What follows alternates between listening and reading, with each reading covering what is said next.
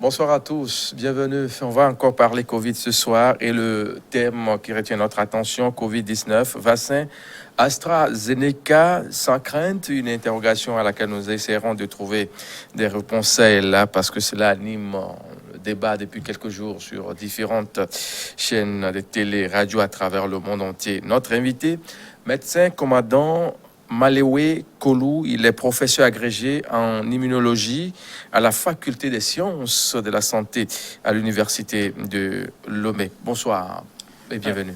Bonsoir, monsieur Mathieu. Bonsoir à vos téléspectatrices et à vos téléspectateurs. Parfait. Alors, d'entrée de jeu, vous vous êtes fait vacciner? Ah ben oui, depuis hier. Depuis hier. Je suis vacciné depuis hier matin et je suis en pleine forme. Vous allez bien? Très bien. Ça va? J'espère Pas que une petite fièvre entre-temps ou... vous n'avez peut-être pas l'impression que je cache quelque chose. Non, je me c'est sens juste bien. pour... Hein? Non, c'est juste pour avoir le cœur net. Une petite douleur au point d'injection, c'est normal. Mais avant la piqûre, vous avez quand même eu un peu peur, non? Non, moi particulièrement. Puisque ça alimente tellement le débat, non, cette affaire de vaccin. Je n'ai jamais été inquiété par le fait de recevoir le vaccin. C'est vrai qu'on craint toujours les effets secondaires. J'en appréhendais, mais finalement, je pense que je m'en sors pas mal.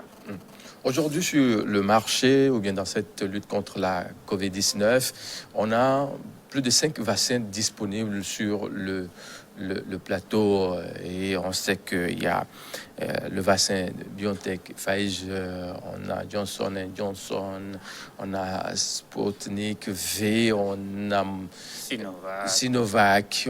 On en a tellement. Mais pourquoi le débat semble être centré sur AstraZeneca? Alors, moi, je me dis probablement que AstraZeneca est victime de sa popularité. Ah bon? Parce que à ce jour, c'est le vaccin qui a été utilisé de façon géographique dans beaucoup de pays, comparativement aux autres vaccins qui ont une distribution géographique plus limitée. Donc, c'est un vaccin qui est très largement utilisé. Donc, j'estime que le fait que plusieurs personnes ont reçu ces vaccins, plus le nombre de personnes qui sont vaccinées augmente, et plus on peut avoir aussi le nombre de personnes qui développent des effets secondaires qui sont aussi plus élevés que les autres. C'est peut-être pourquoi AstraZeneca est dans le viseur, alors, je suppose. Oui. Alors, AstraZeneca dans le viseur, oui, mais aujourd'hui, quand on analyse un peu l'actualité importante sur cette maladie et l'étape de la vaccination à travers le monde entier, il y a plusieurs pays qui ont arrêté la vaccination avec le fameux AstraZeneca, Danemark et bien d'autres à travers le monde entier. On a vu au départ en Afrique, l'Afrique du Sud qui a dit, bon, au vu de nos... du développement de l'actualité sur le Covid chez nous et des mutants qu'on a ça et là, on n'a pas vraiment foi que le vaccin peut faire bonne affaire. Est-ce qu'on peut dire que c'est parce qu'on l'utilise beaucoup à travers le monde qu'il est victime de sa propre popularité, ou il y a un autre facteur qui explique ce qui est en train de se passer? Non, mais je pense qu'il faut faire un peu la part des choses. OK. Puisque l'Afrique du Sud a arrêté la vaccination avec le Covid-19 parce que le vaccin était efficace autour de 20% ou 22% à peu près sur le variant sud-africain, qui circule majoritairement en Afrique du Sud. Donc la majorité des populations qui sont infectées en Afrique du Sud le sont avec le variant sud-africain. Et par conséquent, l'Afrique du Sud a décidé de suspendre, mais au départ, c'était un communiqué sur à peu près 2000 personnes vaccinées. Alors, ce chiffre n'était pas suffisant pour pouvoir conclure, mais l'Afrique du Sud, étant un pays souverain, a décidé d'arrêter. OK.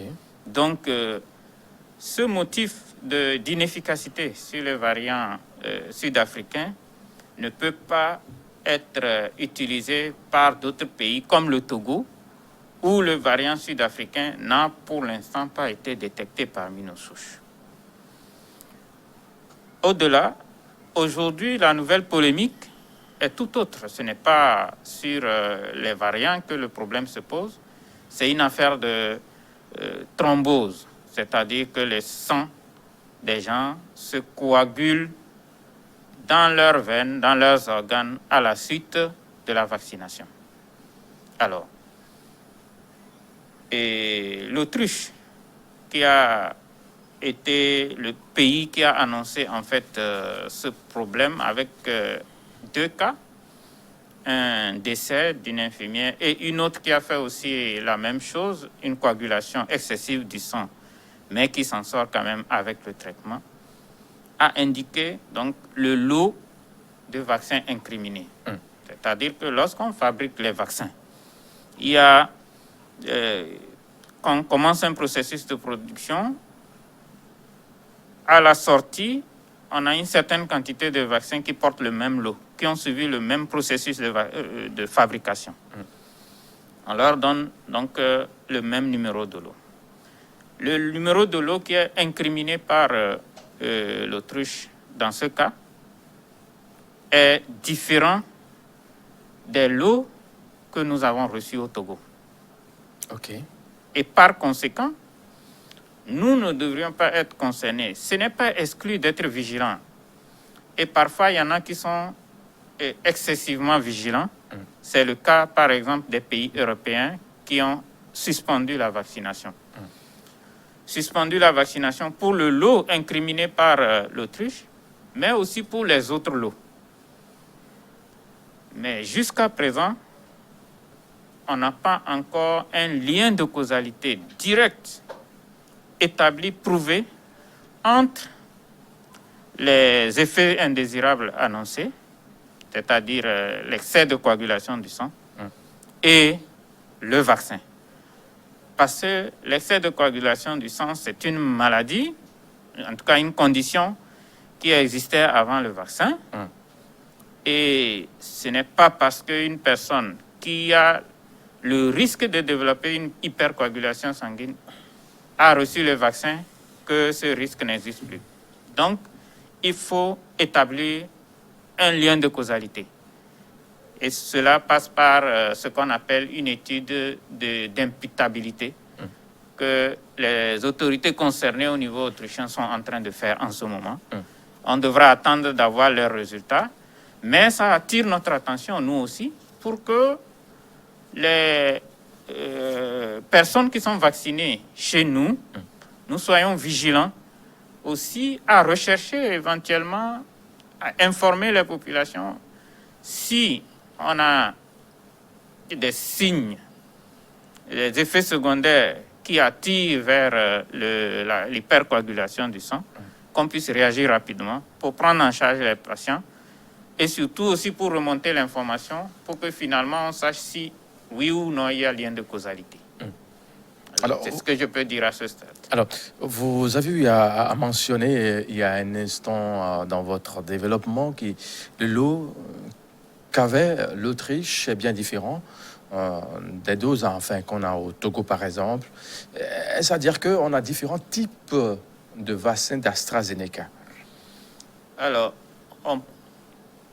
la composition du vaccin est le même. Mais je peux dire la marmite dans laquelle on a cuisiné est différente.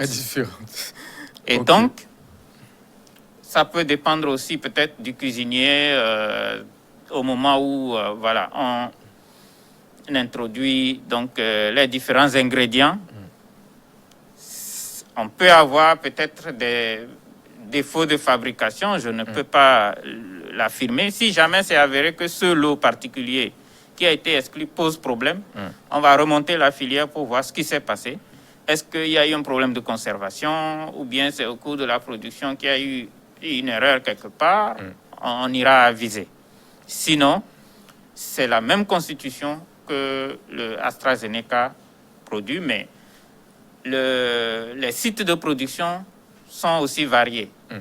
Il y a plusieurs sites dans lesquels on produit avec la recette. Chaque laboratoire fabricant de vaccins peut produire ce type de vaccin.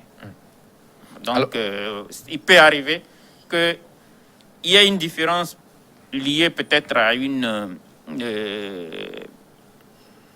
erreur humaine ou quelque chose que l'on n'a pas maîtrisé, peut-être au moment du transport, de la conservation. Je ne peux pas affirmer quoi que ce soit. C'est les enquêtes qui le diront. Au vu du développement de l'actualité important sur AstraZeneca et ce qu'on est en train de voir à travers le monde entier actuellement, est-ce que cela ne vient pas relancer ce fameux débat portant sur le processus devant amener à la fabrication d'un vaccin? Non, mais je pense que... Parce que selon certains professionnels, il faut 5 à 10, voire 15 ans des fois pour avoir un vaccin. Oui. Mais en espace d'un an, on a un vaccin qui fait l'affaire et voilà, patati patata. Et on a maintenant des débats qui se font ça et là. Est-ce un débat devant un mur à l'autre pour pouvoir faire couler ces doses où on ne sait pas ce qui est en train de se passer actuellement, professeur? On ne sait pas. On ne sait pas, mais je ne peux pas non plus dire que c'est un combat entre les firmes pharmaceutiques. Je n'en ai pas la preuve, mais ce n'est peut-être pas exclu que voilà, ce soit des lobbies. Toutefois, il est clair que scientifiquement, il faut mener des enquêtes. Oui. Pour aller voir tous ceux qui ont reçu les vaccins. Même on peut revenir en arrière vers les personnes qui ont été utilisées lors des essais cliniques. On va retourner vers ces personnes pour aller réenquêter chez ces personnes pour voir est-ce que les personnes qui ont reçu le vaccin, comparativement à ceux qui ont reçu le placebo, c'est-à-dire l'injection qui ne contenait pas le vaccin, est-ce qu'il y a eu plus de maladies liées à la coagulation du sang chez les gens qui ont reçu le vaccin? On a beaucoup de recul et les enquêtes peuvent se faire pour pouvoir soit incriminer le vaccin ou dédouaner le vaccin. Et donc, relancer le débat par rapport à la rapidité de la trouvaille du vaccin, c'est légitime, mais je pense que le coronavirus lui-même est arrivé de façon assez foudroyante pour tout le monde entier qui a été secoué. Et à long terme, le risque, c'est que les économies soient complètement à terre si rien n'est fait. Et alors, il fallait quand même trouver une solution.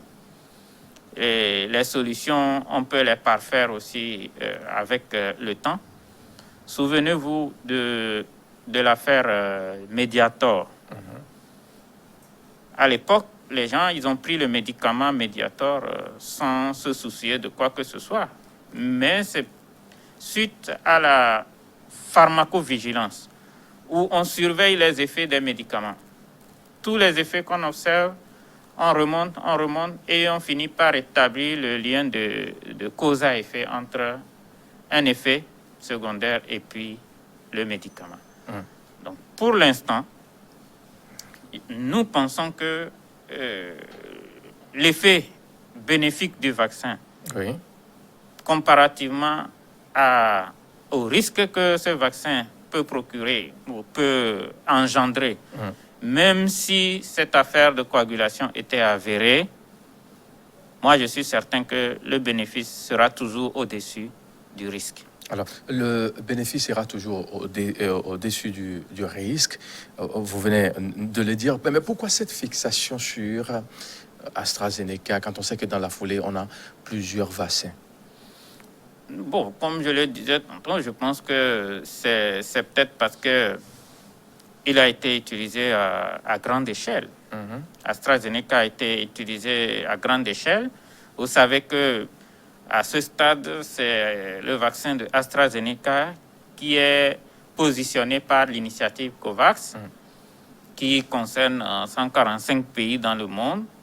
Donc, plusieurs sites de production de vaccins ont été ouverts et le nombre de doses qui sont prévues est extrêmement élevé, si bien que plus on injecte avec ce vaccin et plus on aura un nombre d'effets secondaires plus élevé. Donc je pense que ça ne peut être que la raison qui explique que l'on se focalise dessus parce que voilà, le vaccin est utilisé à travers le monde. Parce qu'il y a tellement de débats qui se font, hein, ça et là. On parle de cette méthode un peu traditionnelle qui a consisté à avoir AstraZeneca, parce que pour d'autres vaccins de BioNTech, Pfizer, on parle de l'ARN messager, mais avec AstraZeneca, ce n'est pas le cas. Ce qui fait que il y a tellement de choses qui se racontent et pour qu'on puisse rassurer les uns et les autres dans cette lutte-là, il faut que l'information fiable soit apportée au public. Tout à fait, tout à fait. Vous savez que le vaccin AstraZeneca a le même procédé de fabrication que le vaccin Sputnik V de la Russie. De la Russie. Et il est aussi assez proche du vaccin Johnson Johnson des Américains. Les deux firmes qui produisent le vaccin ARN messager, c'est Pfizer et Moderna. Moderna, ok. Nous avons aussi les Asiatiques qui ont produit et qui sont en train de publier les dernières données de leur vaccin. Les Asiatiques, je vais parler des Chinois avec leur vaccin Sinovac, des Indiens avec leur vaccin Covaxin.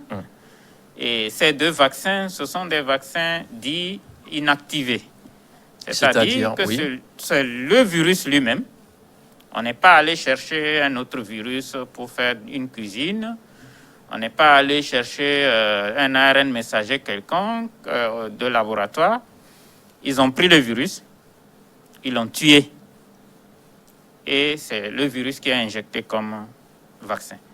Tuer, ça veut dire qu'il ne peut plus provoquer la maladie chez la personne à qui on injecte, mais il garde la possibilité de stimuler le système immunitaire. Quand notre organisme, notre système de défense voit ce vaccin tuer, il a l'impression que c'est le vaccin vivant. Donc, il développe aussi les anticorps, les moyens de défense, les soldats qui vont défendre contre ce virus. Si bien que lorsque le virus lui-même, le virus méchant va tenter de rentrer dans l'organisme, il va être bouté dehors grâce aux anticorps, aux soldats qui ont été initialement fabriqués après l'injection du vaccin. On pourrait dire que ce vaccin inactivé ou tué est plus intéressant puisque on est sûr qu'il ne présente aucun risque puisque le virus est tué. Pour nous qui sommes bien sûr des profanes, nous qui ne faisons pas partie le virus est du tué, domaine, on va se dire, mais un virus tué, c'est toujours un virus. Non, voilà, pour un profane. Hein? Oui, non. Tué, ça veut dire qu'il ne peut plus se multiplier. Et un virus qui ne peut plus se multiplier, c'est évident qu'il ne peut pas provoquer la maladie. Ça, c'est clair. Mais seulement, quand vous allez regarder dans la littérature, vous allez trouver que ces vaccins ont une efficacité autour de 50-60%. Comparativement au Pfizer, Moderna, où on parle de plus de 90% d'efficacité. C'est ça la différence. C'est-à-dire que le bénéfice en termes de risque est bon pour le vaccin chinois, par exemple, mais en termes d'efficacité, n'est pas très bon. Alors que de l'autre côté, l'efficacité est très bonne. En même temps, quand c'est très bon, le risque d'effet secondaire aussi est là. Et là. Alors, Voilà. aujourd'hui, à travers le monde entier dans cette lutte-là, c'est le vaccin AstraZeneca qui est beaucoup plus utilisé. Alors, c'est parce que c'est trop fiable ou bien c'est parce que la façon de conserver ou il a une facilité d'accès ou comment? Non, vous l'avez dit, c'est surtout sa manutention, sa facilité de conservation. Ok. Le vaccin AstraZeneca, il se conserve au réfrigérateur, c'est-à-dire entre plus 2 et plus 8 degrés. C'est nos réfrigérateurs communs là. Ce qu'on a ordinairement là. Voilà. Oui. Par contre, quand vous prenez le vaccin russe, il faut aller à moins 18 degrés. Ah, Le vaccin de Moderna, c'est moins 20 degrés. Ça, c'est les congélateurs habituels que nous avons dans nos laboratoires, dans nos hôpitaux. Et quand vous allez à Pfizer, là, carrément, c'est moins 70 degrés. Et en ce moment, ce sont des congélateurs spéciaux qu'il faut utiliser. C'est pareil avec le vaccin contre Ebola. C'est aussi un vaccin comme les vaccins de AstraZeneca, mais qui se conserve à moins 70 degrés. Donc, ce n'est pas facile de le transporter pour amener dans les petits villages reculés. Ce n'est pas possible. C'est pas possible. Voilà. Donc, c'est une des raisons principales pour que AstraZeneca soit utilisé à grande échelle. Après, je pense aussi que les firmes Moderna et Pfizer BioNTech ont un marché qui était, disons au départ, les Américains ont mis le pied dessus en quelque sorte. Si bien que la première production était destinée aux pays riches qui avaient prépayé pour les recherches. Donc, il faut rembourser ce que les autres avaient déjà payé. Donc, ça fait que l'OMS, dans sa quête de trouver des laboratoires qui acceptent de l'accompagner dans l'initiative COVAX, qui est de distribuer de façon équitable les vaccins, n'a pas été accompagné par ces firmes Moderna, Pfizer. Et c'est AstraZeneca qui a accepté donc d'accompagner à ce stade. Peut-être que par la suite, des doses supplémentaires viendront des autres fournisseurs, toujours dans l'initiative COVAX. Mais pour l'instant, ce sont les doses de AstraZeneca qui sont positionnées. Il faut dire que les vaccins russes, chinois, indiens ne sont pas encore homologués par l'OMS, si bien que l'OMS ne peut pas prendre la garantie de distribuer ça au pays. Il y a certains pays qui se vaccinent avec Sinovac, avec Sputnik V. Ce sont des acquisitions directes des pays, et après avoir évalué eux-mêmes la fiabilité de ces vaccins. Voilà. Alors, on peut décider, sans l'avis de l'OMS, d'aller soi-même sur l'achat d'un vaccin. Tout à fait, puisque les pays sont indépendants. L'OMS a un avis, en tout cas l'OMS aide, conseille. On peut donner des directives. Donne les directives, mais ne peut pas obliger un pays à accepter les vaccins qu'il offre. Donc, la plupart des pays vont pouvoir faire des négociations bilatérales avec les producteurs pour pouvoir acquérir des doses. Sachez que l'initiative COVAX, c'est pour couvrir 20% des cibles dans les pays. Donc, le reste des 40%, chaque pays doit se débrouiller. Donc, les pays étant souverains peuvent aller contracter avec n'importe quel fournisseur dès l'instant qu'on a confiance au vaccin, qu'il s'agit d'un vaccin qui est efficace et qui n'est pas dangereux. Et c'est justement, en parlant bien sûr de ce vaccin d'AstraZeneca, le Togo l'a réceptionné, c'était le 7 dernier, et on était passé à l'étape bien sûr de la vaccination. Et ça a commencé avec Madame le Premier ministre Victoire Sidé-Mero Tomega Dogbe, Premier ministre qui s'est fait vacciner. On va essayer de suivre ce reportage hein, avec nos confrères du service de la rédaction de votre télé. On revient juste derrière pour beaucoup plus creuser le sujet. Le Premier ministre togolais vient de se faire administrer la toute première dose du vaccin AstraZeneca. Une action symbolique car elle rassure avant tout la population. J'ai donc l'honneur de lancer ce jour, au nom du chef de l'État, son Excellence M. Faure Issa-Zimna Gnassingbé, la première phase de la campagne de vaccination. Les vaccins que nous mettons à la disposition de la population togolaise sont sûrs. Ces vaccins restent à ce jour notre seule chance de reprendre rapidement le cours normal de nos vies. À tour de rôle, quelques membres du gouvernement ont suivi le pas pour lancer ce qui est la première campagne nationale de vaccination contre le coronavirus au Togo. C'est un signal fort pour dire à tous les Togolais que nous avons un vaccin, un système de riposte efficace qui va marcher. Donc c'est avec beaucoup de joie, beaucoup de plaisir que nous avions pris cette vaccination. Des effets secondaires du vaccin, il peut y en avoir, mais ils seront mineurs et passagers. Ce sont des effets secondaires qui seront très mineurs. C'est lorsque vous avez la fièvre, vous prenez du paracétamol. Lorsque vous avez des maux de tête, vous prenez du paracétamol et vous reposez. J'ai bien dit, c'est des effets secondaires passagers qui vont durer 24 à 48 heures. Un peu plus d'un an après le premier cas positif de Covid signalé au Togo, le pays est entré en possession de 156 000 doses de ces vaccins issus de l'initiative internationale COVAX, avec pour objectif de vacciner le personnel de santé et les personnes de 50 ans et plus résidant dans le Grand Lomé.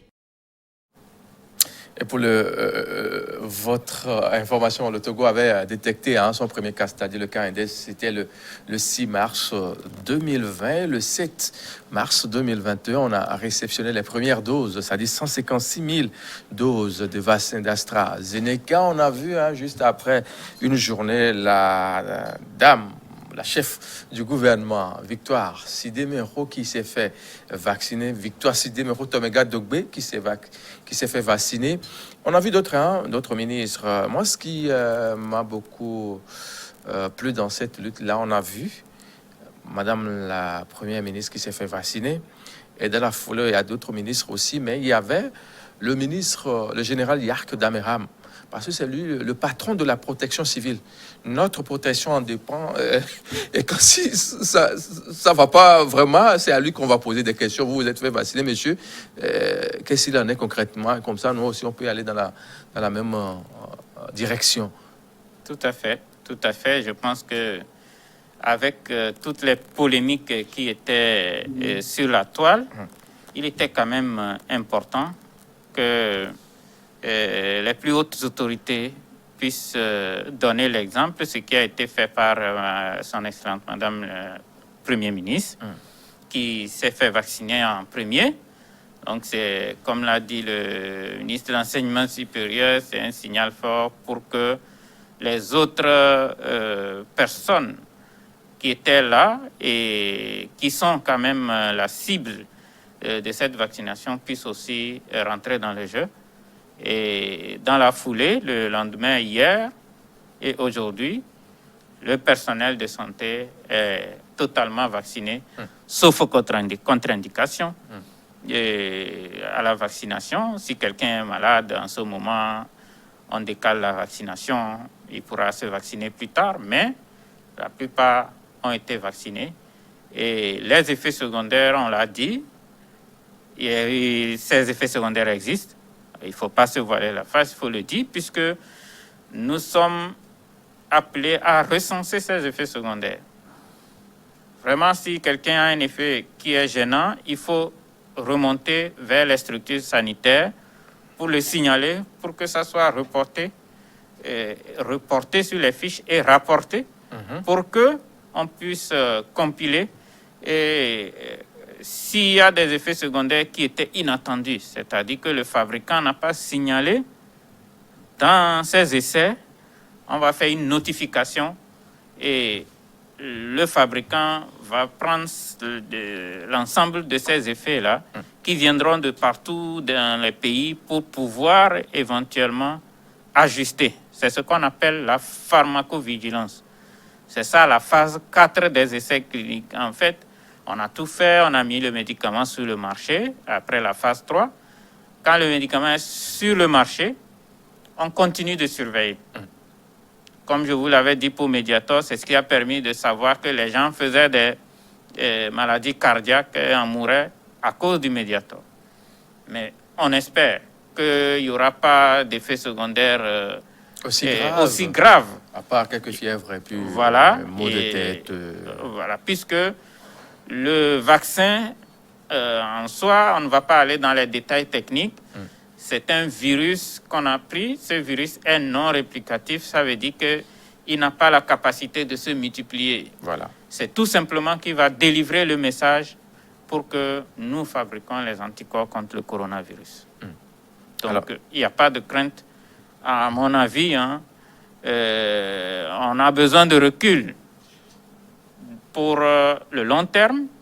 Mais pour l'instant, connaissant la constitution du vaccin, moi, je n'ai pas de crainte. D'autres pays ont continué avec la vaccination. On a eu à entendre parler du Brésil, la France et autres qui ont dit « Allez, messieurs, on continue. Il n'y a pas de souci à se faire. » Et le Togo aussi, dans cette marche-là, est déjà sur la même lancée. On a vu qu'à part les membres du gouvernement, quelques membres du gouvernement, les médecins et autres, le corps médical dans tout son ensemble s'est fait vacciner les 11 et 12 mars. Et après ces étapes-là? Alors, après cette étape, nous, agents de santé, nous attendons notre deuxième dose dans 8 semaines, puisqu'il faut un écart de 8 semaines au moins entre les deux doses.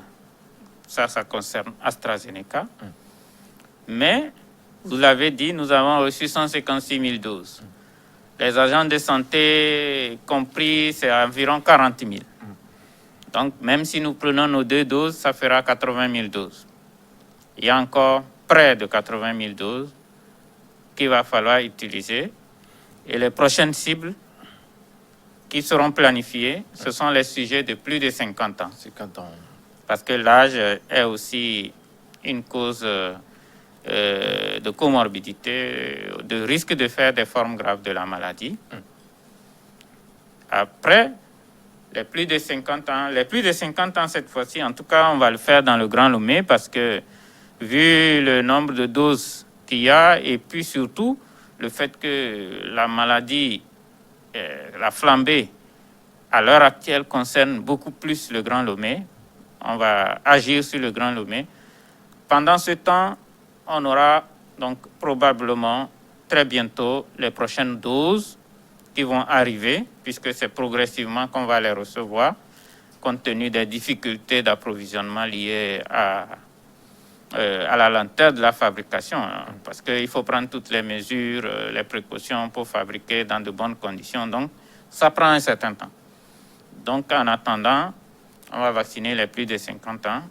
À l'issue, on verra. Si tout le monde n'a pas été vacciné, on espère que très prochainement, les doses supplémentaires vont arriver pour qu'on complète les plus de 50 ans, qu'on aille aussi dans les autres régions du Togo pour couvrir l'ensemble des cibles.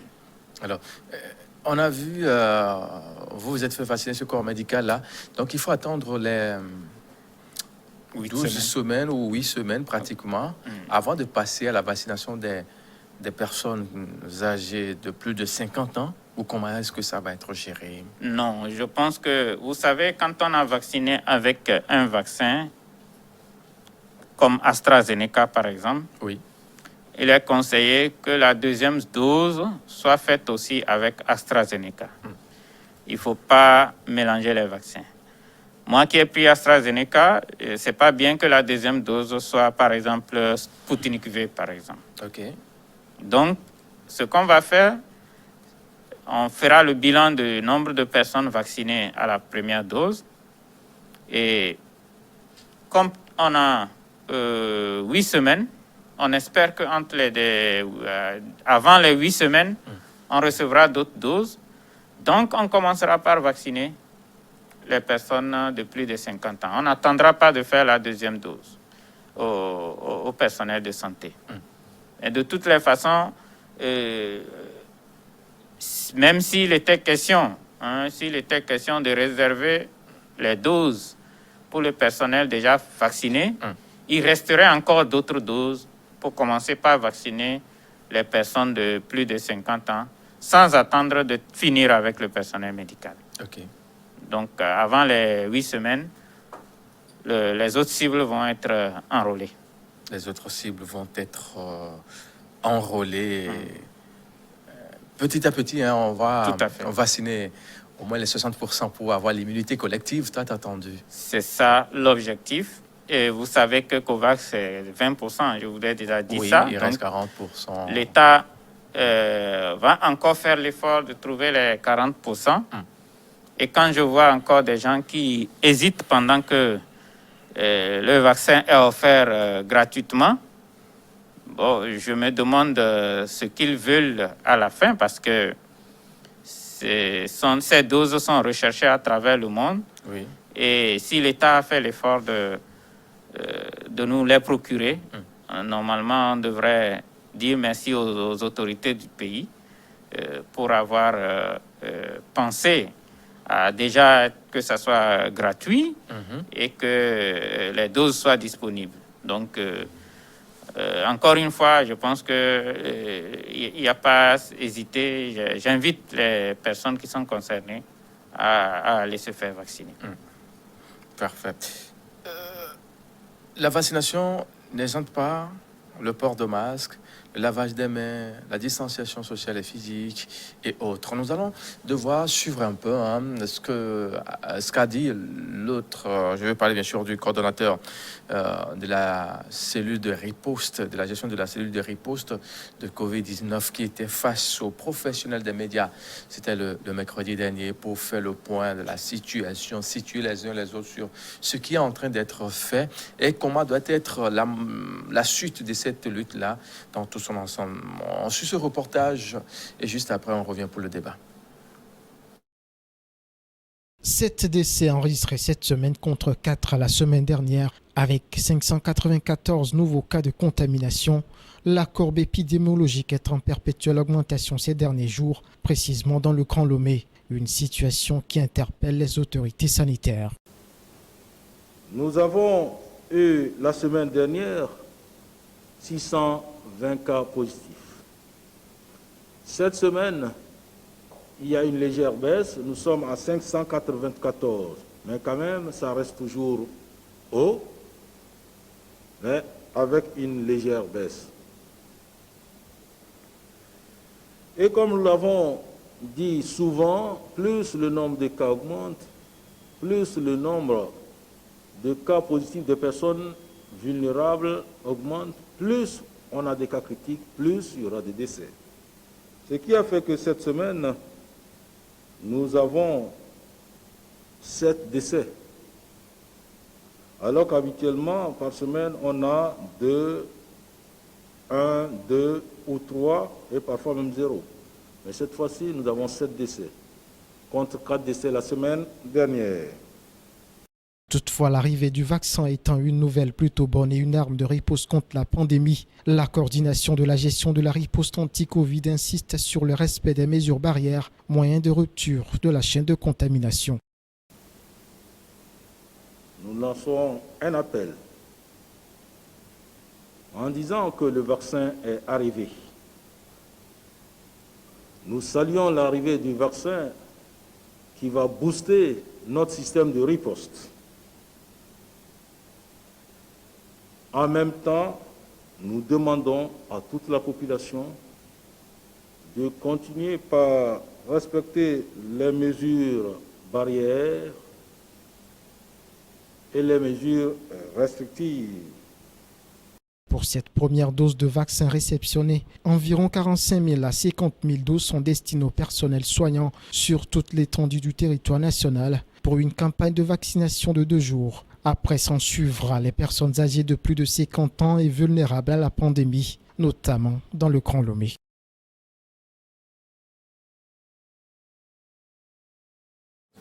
Un reportage de Honoré Lemou et puis Bonito Botchouet du service de la rédaction de votre chaîne. Et on a vu le coordonnateur qui a fait le point de la situation dans tout son ensemble. Et les chiffres vont et reviennent.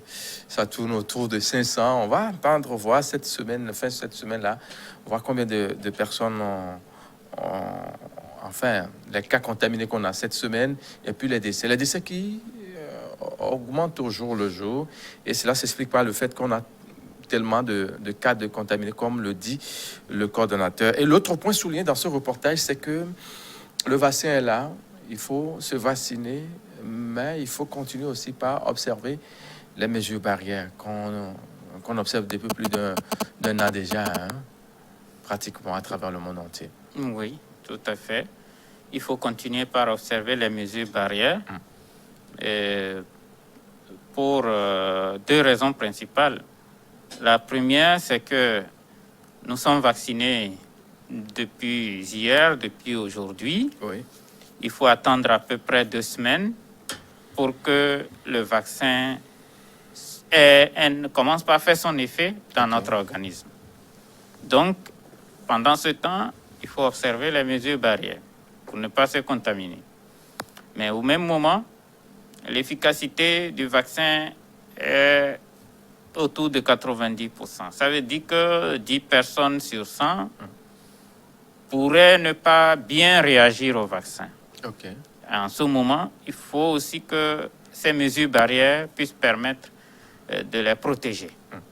Alors finalement, si on arrive à l'immunité collective et que le virus ne circule plus, même les personnes qui n'auraient pas été suffisamment protégées par le vaccin pourraient aussi arrêter les mesures barrières parce qu'il n'y a plus de virus qui circule. C'est ça l'objectif.